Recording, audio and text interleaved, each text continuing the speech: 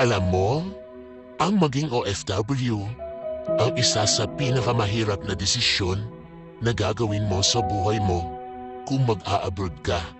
Dahil kailangan mong mangibang bansa para sa pamilya mo. Sobrang mahirap mawalay sa pamilya kung alam niyo lang. Bawat minuto, bawat oras, bawat araw at bawat taon na hindi mo sila nakakasama.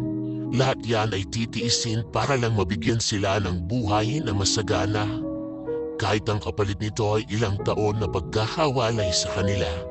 Mahirap talagang maging OFW dahil lahat ng okasyon sa buhay mo, habang nasa ibang bansa ka, ay hindi mo sila makakasama.